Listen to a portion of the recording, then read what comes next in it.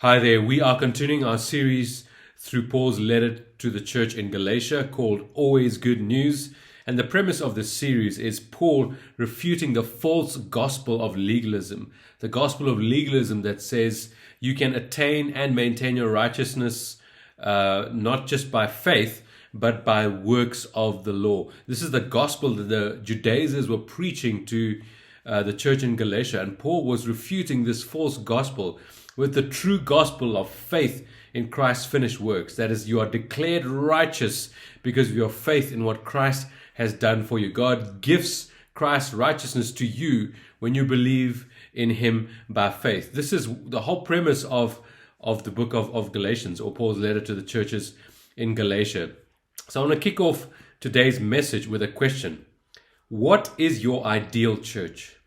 What would you say is your ideal church? What are some of the criterias you look for when you are looking for a church? What are some of the boxes that you'd like ticked when you look for a church? Some of us might say, I'm looking for good, sound, expository Bible preaching.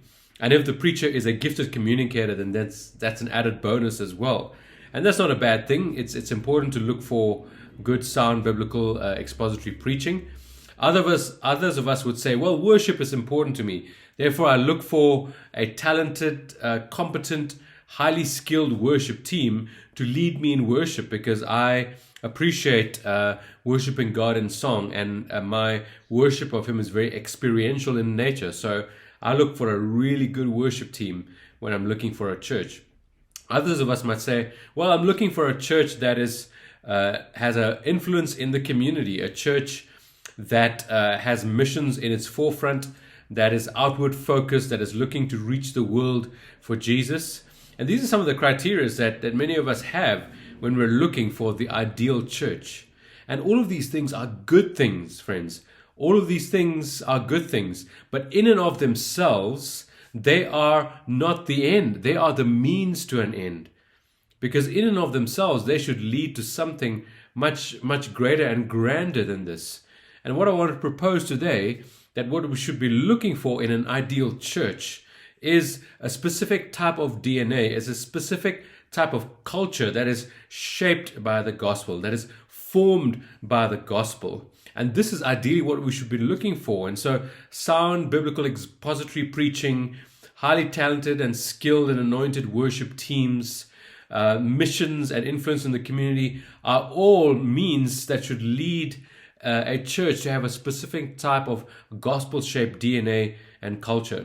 And in today's text, Paul addresses the type of church that he's looking for or wanting or desiring for the church in Galatia. So please turn with me to Galatians chapter 6. Last week we ended off with chapter 5. Last week, if you remember, we looked at the fruit of the Spirit.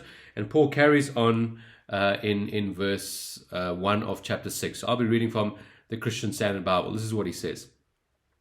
Brothers and sisters, if someone is overtaken in any wrongdoing, you who are spiritual, restore such a person with a gentle spirit, watching out for yourselves so that you also won't be tempted. Let's pause there for a moment in verse 1.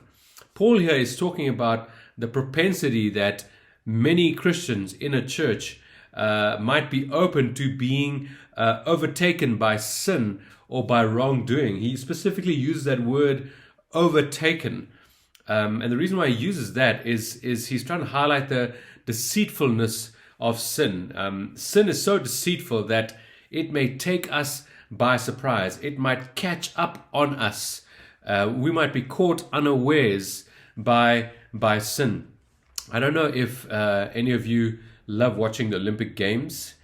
I remember growing up as a kid in the 80s and the 90s, the Olympic Games were as big as the Soccer World Cup. So every 4 years we would spend those 2 weeks watching the Olympic Games, and the highlight of the Olympic Games was the 100-meter dash. And those days there were guys like Carl Lewis and Ben Johnson who were the fastest men in the world. Today it is Usain Bolt who seems to run the speed of lightning. But the Olympic Games seems to have lost its appeal to many people. I mean, I didn't even watch the Olympic Games recently that was concluded in Tokyo. But I remember in some of these events during the Olympics, we have the long distance marathons that guys would run for thousands of kilometers.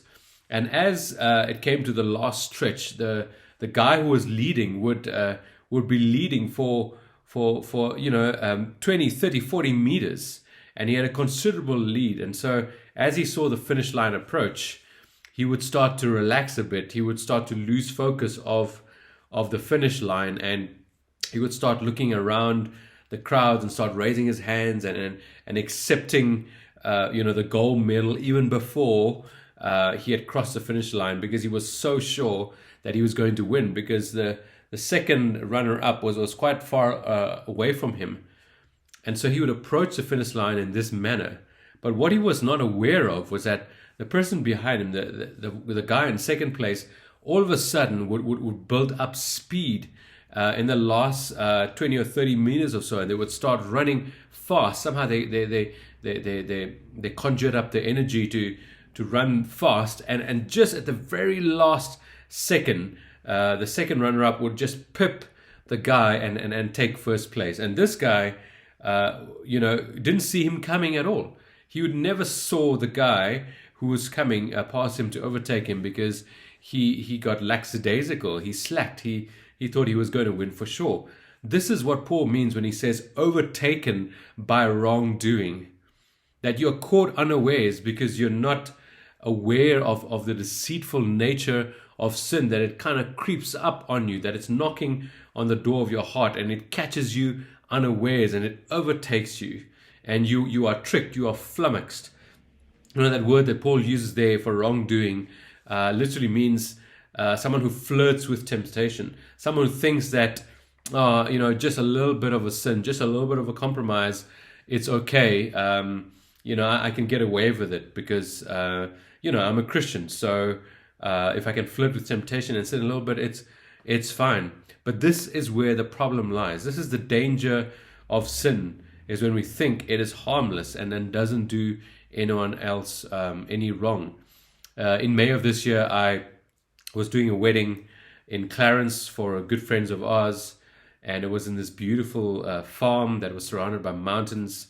And so the day before the wedding, we got there early, and I was running around with my daughter out in the field, and we noticed that there were some sheep surrounded or enclosed in a sheep pen, but the sheep pen wasn't made up of wood. It was an electrical fence, and so obviously my daughter got closer to the sheep pen to look at the sheep, and I too was walking closely behind her.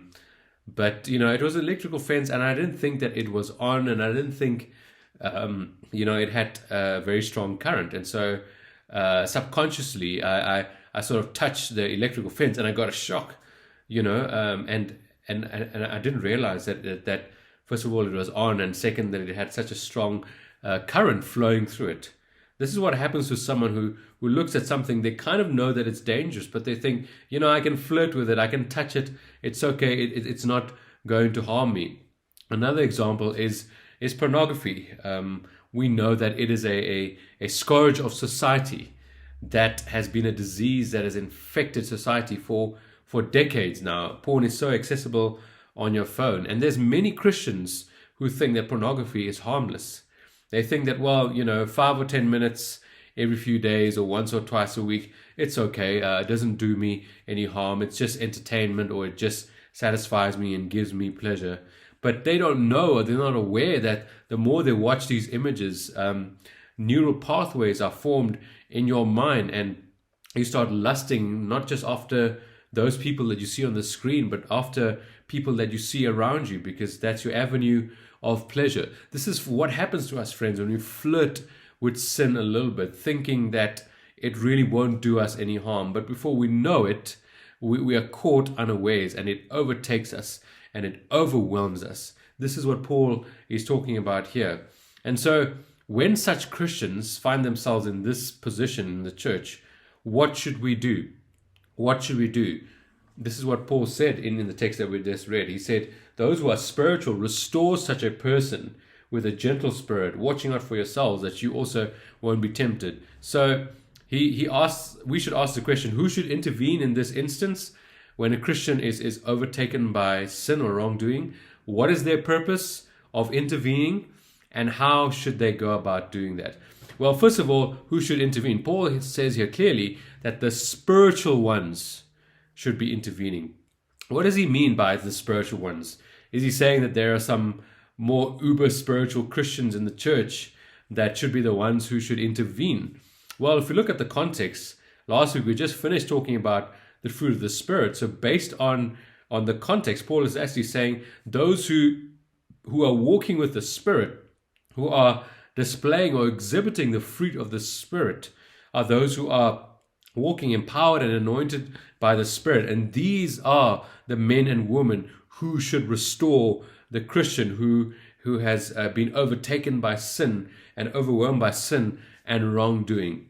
But unfortunately, there are many churches where these fallen Christians, these Christians who have been overtaken by their sin, have not been entrusted to Spirit-filled, Spirit-led Christians, have not been entrusted to Christians who exhibit or display the fruit of the Spirit, but rather they've been entrusted to Christians who are more legalistic in nature. And these guys have ended up doing more harm than good. I've experienced many instances where these fallen Christians, all they needed is Spirit-filled Christians to walk this journey of restoration and healing with them. But instead, they've been burdened by more and more legalism, saying that because they haven't behaved in a certain way, they should be punished in some way or the other. They should be stripped of all kinds of ministry, and they should be left out in the cold without any kind of journey with them. This has been damaging and destructive to so many Christians. The objective here, friends, is to restore the fallen Christian. This should be the objective of any Christian who has been overtaken and overwhelmed by their sin and their wrongdoing. This is always Jesus' objective, is to restore the fallen Christian. And this should always be our objective as the church as well. When Jesus came and he inaugurated his ministry in Isaiah 61, he said, I've come to proclaim release, that is, release from confinement and condemnation to the physical and spiritual captives, right? And recovery of sight to the blind. So Jesus announced his ministry when he came to the earth, and he says, I have come to release those, to heal those from those who have been taken captive by spiritual and physical blindness, who have been enslaved by their sin. My objective is to restore them. And this should be the objective of the churches as well, but unfortunately it's not. And so first of all, those who should intervene are the spiritual ones, those who are filled with the Spirit, who are walking by the Spirit, who display the fruit of the Spirit. Secondly, how should they do it? Well, Paul says in verse 1 that we just read that they should do it in a gentle spirit. In a gentle spirit. Because the opposite of a gentle spirit is a harsh spirit. It's a spirit that comes down heavily on people. It's a spirit that makes people feel even more guilty and even more overwhelmed. And that word restore, literally in the Greek, is translated as to set a broken bone. You know, it's to try and take a broken bone and set it and try and work towards its healing. When we first moved back to Joburg, my wife and I were living in a place not so far away from here, and it was the days before we had kids. We were married a couple of years, but we still had no kids, so we were just enjoying a lot of spare time. And I remember one evening I was cooking dinner. I was cooking chicken curry, actually. I remember it very clearly. And my wife was running around the lounge with our cat, who at the time was quite a small kitten still. And she was running around in the lounge, chasing the kitten. I was making dinner. And all of a sudden I heard her scream. And I couldn't quite make out what the scream was about. I thought, it was a scream of just, fun and excitement. But it didn't quite sound like that. It sounded like a scream of pain. And then she carried on. So I quickly left the cooking and I went to the lounge, only finding her lying on the floor, screaming in absolute agony. What had happened was, as she was chasing the cat, she kind of slipped. And as she fell to the ground, she tried to use her left hand as a support while she fell on the ground. And what had happened was her wrist broke. Her wrist fractured and snapped as she landed on the ground, and she was in absolute agony. And so I had to, get some ice, get a towel around that wrist, and then rush her to the hospital. And she had to have an X-ray, and she had to stay there overnight because the next morning they were going to operate on this broken wrist. It had swollen up, to almost 4 or 5 times its size. But after the operation, the wrist didn't just mend overnight. After the operation, there were weeks and even months of rehab. She had to go to a physiotherapist who had to work on her wrist, gently massaging the muscles and the tissues and the nerves, and then trying to set everything back. In fact, she had a metal plate that was inserted inside her wrist to try and get the bone of her wrist to straighten again and to heal. And so it took a lot of gentle work on her wrist to set her bone back again to some form of normality. And even today, 5 years later, she still has pains every now and again when she overextends her wrist. But this is what Paul is talking about when he speaks about restoration, that someone is broken and they need spiritual physiotherapy. They need spiritual Christians, the spiritual ones, to come alongside and slowly massage gospel truth in those areas of brokenness, and walk with them and journey with them, so that they will receive their healing. The church should be the safest place in the world for sinners. We know that saying. The church should be the hospital for the broken. The church should be the safest place for sinners. Now I know that there are some who don't want to acknowledge their sin. There's some who acknowledge, or who don't want to acknowledge that they need Jesus and they need healing, and they continue rebelling against God, and that's a different story altogether. But if someone has been overwhelmed and overtaken by their sin, and they're experiencing the consequences of it, then the church should be the safest place where those who are spiritual, walking by the Spirit, should come alongside those who are broken and help them towards healing and restoration, if in fact they are asking for healing and restoration. But in the text that we just read, Paul has a very strong warnings for the spiritual ones, for the ones who are actually trying to work towards the healing and restoration of the broken. He says, watching out for yourselves that you also won't be tempted. He's declaring a warning for the spiritual ones. He's saying, watch that whilst you are attempting to try and heal and restore the broken person, that you yourself are not caught unawares by your own sin, perhaps by your pride or by something else. And I think this is such an important warning for many of us, because those of us who are walking by the Spirit sometimes can get to a stage where we feel proud. We can get to a stage where, well, God has used me, He has chosen me to help this person towards healing and restoration, and pride can slowly catch us unawares whilst you're in that attempt to try and heal those who are broken.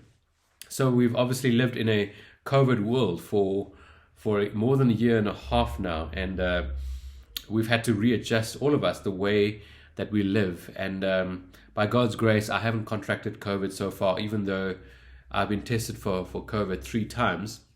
But a good friend of mine, who was the best man at my wedding, his dad, was at a party of other men, and they hung out together for quite a while, and his dad contracted COVID. Now, his dad is in his 70s, in his late 70s, and so it's obviously very, very, very dangerous, especially if you're at that age, to contract COVID. So anyway, his dad contracted COVID, and he was bedridden at home, and my friend had to look after his dad and nurse him back to get good health, and obviously in doing so, he was in close proximity to his dad. And I think about a week or 2 later, my friend also contracted COVID, and this was also quite dangerous for him. He had to rush to the emergency ward because he already is asthmatic in nature. But he caught COVID. He caught his dad's sickness while he was trying to nurse and care for and look after his dad. And this is Paul's warning to the guys here who are trying to nurse and restore those who have fallen back to healing and restoration. He's saying, be careful. I'm warning you. because you might actually catch the very thing that you're trying to nurse and restore these people back to health. He's saying that we should also be aware, those of us who are the spiritual ones, who are trying to restore those who are broken. And here's a big lesson for us regarding this false gospel of legalism that Paul has been trying to address throughout Galatians. Legalist friends are not spiritual. They're not filled with the Spirit. And their aim is not to restore those who are broken. And they're not gentle in nature. They're very harsh. Their aim is not to restore. Their aim is to try and in some way inflict some form of punishment or make those who are hurt and broken by their sin. They're trying to make them to pay back for their sin. And they also do it in a very harsh way. Whereas Paul is saying those who are trusting in the true gospel of faith and walking by the Spirit, they would exhibit the fruit of the Spirit. Their aim is to restore those who are broken by their sin, and they do it in a gentle way. Let's carry on reading verses 2 to 5 of our text. Paul says, "Carry one another's burdens. In this way you will fulfill the law of Christ. For if anyone considers himself to be something when he is nothing, he deceives himself. Let each person examine his own work, and then he can take pride in himself alone and not compare himself with someone else. For each person will have to carry his own load."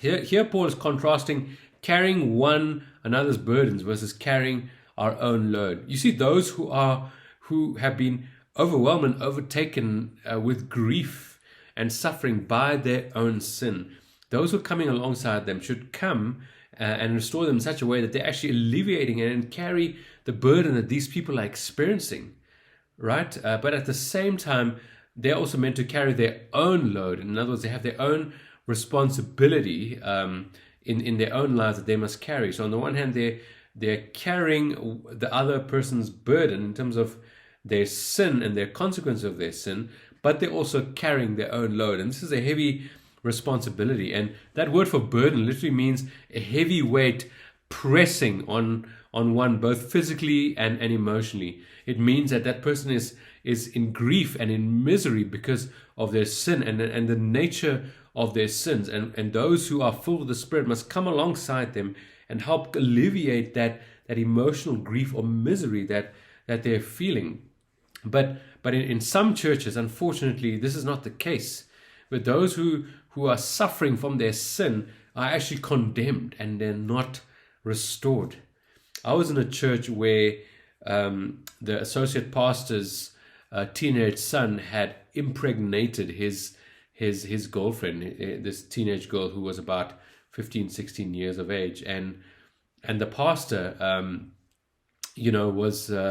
was devastated, was broken by this, and he even wrote a letter to the elders saying that he wants to resign from his position because he's so ashamed that his own son had impregnated his girlfriend out of wedlock. And obviously, in this kind of case, it's really hard for the elders of a church to handle this kind of thing, because they can't just sweep this under the carpet, thinking that it's going to go away. And so they announced to the church that this had happened, and they decided that she obviously mustn't abort the child because that would be murder, but that she should have the child and give the child up for adoption. And so I would say that the elders at the time, they tried their best to navigate the situation in a graceful and compassionate way. But in hindsight and looking back, they could have done much better. I felt that the church could have come alongside this girl even more. The church should have actually thrown a baby shower for this girl and this child that she was carrying, and lavished her with gifts and grace, and given her counseling as to how to raise this child up, and then walked alongside her during the birth and helped her raise this child instead of handing her over to adoption. That's a personal opinion, and I might be wrong, but I'm trying to make a point. And the point is, those who are experiencing the grief and the misery and the emotional wreck of their sin, of their mistakes, of their failures, should be come alongside and encouraged and built up so that they could be healed and restored. This is what Paul is saying here, not condemned and banished. And this is what Paul is talking about when he's speaking about the law of Christ. He's saying it's the call to love one another and we do it with gentleness, and we do it in trying to seek to restore the person. This is the love of Christ in action in a church. And verses 3 to 5 are a real warning against pride. They're a warning against pride. You know, if you're full of pride, if you look at someone's sin and brokenness and they're suffering the effects of their sin and brokenness, and you come hard on them in a spirit of condemnation, you're actually filled with pride. And in doing so, you're not going to be able to help them carry that burden. You're not going to be able to help them carry that load.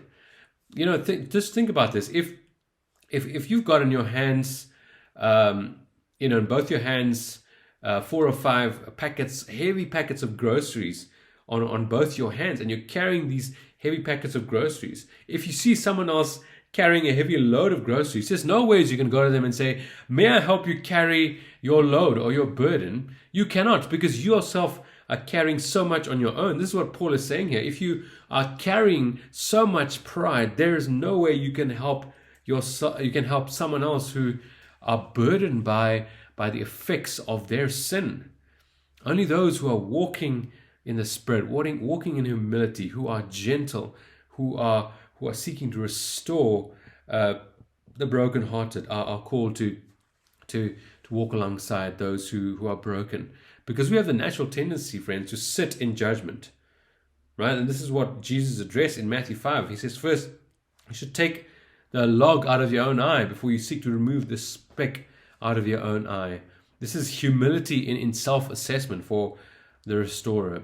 Yes, we're called to carry our own load of responsibilities as Christians, as those who are perhaps more mature in the faith. And at the same time, we're called to carry the burden of others. And this is a burden of grief and misery that they're feeling as a result of their sin, not judge them in condemnation. See, Jesus Christ fulfilled this law of love perfectly. I mean, he carried our burdens, right? Isaiah 53:4 says, he carried our sorrow and our pain. He carried our sin upon himself, yet he did not absorb responsibility from carrying his own load, the mission that God had called him to come and restore the brokenhearted and reconcile people back to God. Jesus invites us to come to him. In Matthew 11, he says, come to me, all who are weary and burdened, and I will give you rest. And even though the context of that is being heavily laden and burdened by religion, this also, I believe, can be extended to those who are burdened by the guilt of their sin, or who are burdened by the grief and the emotional misery and the grief they're feeling as a result of their sin. Come to Jesus, and he will give you rest. You see, legalists, these proponents of the false gospel here in Galatia, they were not seeking to alleviate this burden that people carry. They actually add burdens to others. They don't carry them, they add burdens. This is how you know that you are a legalist. In fact, in Matthew 23:4, Jesus absolutely rebukes the Pharisees who are legalists. He says they tie up heavy loads that are hard to carry, and they put them on people's shoulders, but they themselves are not willing to lift a finger to move them. Such a strong rebuke by Jesus. Let's conclude the last few verses of our text. This is what Paul says. He says, let the one who is taught the word share all his good things with the teacher. Don't be deceived. God is not mocked. For whatever a person sows, he will also reap. Because the one who sows to his flesh will reap destruction from the flesh, but the one who sows to the Spirit will reap eternal life from the Spirit. This is a warning to everyone. This is a warning to everyone, to those who have fallen and to those who are seeking to restore. Paul brings across here the biblical principle of sowing and reaping. He's saying, if you keep sowing into our sinful fleshly nature, you will reap sin and grief and misery and destruction. But if you keep sowing into the Spirit, if you keep walking by the Spirit, like we said last week, the fruit of the Spirit will be produced through you. And this is the deceptive aspects of sowing and reaping as well. Because if you sow a small mustard seed, eventually it'll reap this massive, ginormous tree.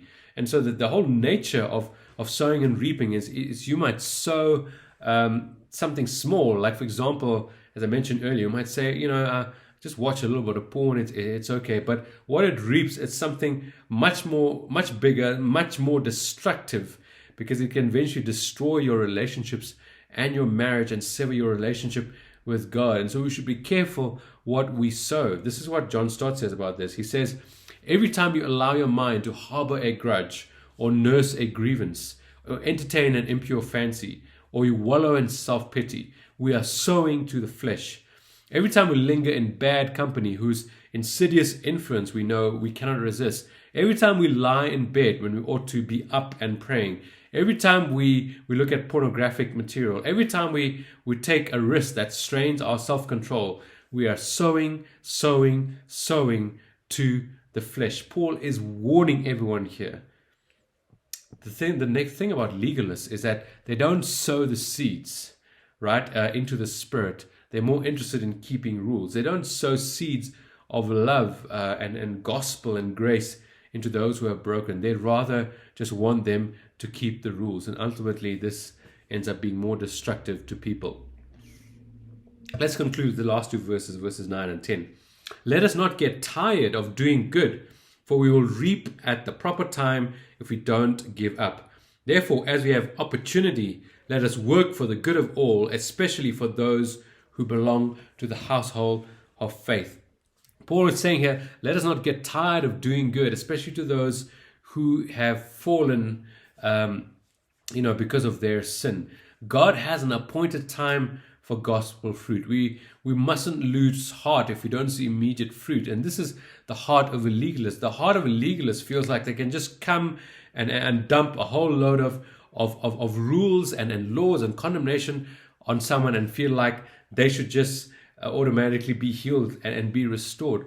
But no, Paul is saying here, do not get tired of doing good. Do not get tired of sowing gospel seeds into someone, because in God's appointed time, it will bear fruit. And this is a huge lesson for me as a church planter. This is something I've had to learn in a very real way in the planting of this church. And so coming back to my original question, what is an ideal church? Is it a church that has brilliant expository preaching? Is it a church that has multi-talented worship leaders who are highly anointed? Is it a church that is missional, that reaches out to the community? Well, let me tell you what an ideal church is. An ideal church is a Christ-exalting, restoration-oriented, people-loving church. And this is the kind of church that Paul has been talking about in our text today. So all of those things, good preaching, good worship, missions, are all leading to a specific DNA and a specific culture, which is a church that exalts Christ because its focus is on the gospel. A church that looks at restoring those who have fallen because of their sin, restoring the grief and the misery and the brokenness of people. Those who are doing it in a gentle way, those who love people and are seeking for this restoration. This is an ideal church. This is what I believe is an ideal church. And the opposite of this is the spirit of legalism, is this false gospel that Paul has been talking about in Galatians. He's saying in a church that is full of legalism, they're not Christ-exalting. They're actually self-exalting, because they're saying that who we are, our righteousness is dependent on our good works. And so they are self-exalting and not Christ-exalting. They're not restoration-oriented. They're more interested in people getting things right. And these people who have fallen, who don't get things right, they come down hard on them. And they're also not people-loving church. They actually love rules. They love rules more than they love people. They love the law more than they love people. And all they are interested in is to get people to follow the law and the rules. So this is my plea before you. An ideal church, friends, is a church that has a DNA and a culture that is Christ-exalting, restoration-oriented, and people-loving. Let me pray for us. Father, I thank you so much for this time we've had together. I thank you once again for speaking to us so clearly through our word. I pray, Lord, that we will not get fixated with things such as good preaching and incredible worship and even influence in the community, but rather we would seek to be a church that has a DNA and a culture that is shaped by the gospel, so that we are Christ exalting, so that we are restoration oriented, so that we are people loving church. In Jesus Christ's mighty name we pray, amen. Thank you once again for watching. If you've liked this message, please click the like button. Please click subscribe as well, and subscribe to our channel so that others can watch this. I'll see you next week for our last Sunday in Galatians, and I look forward to seeing you there. Cheers.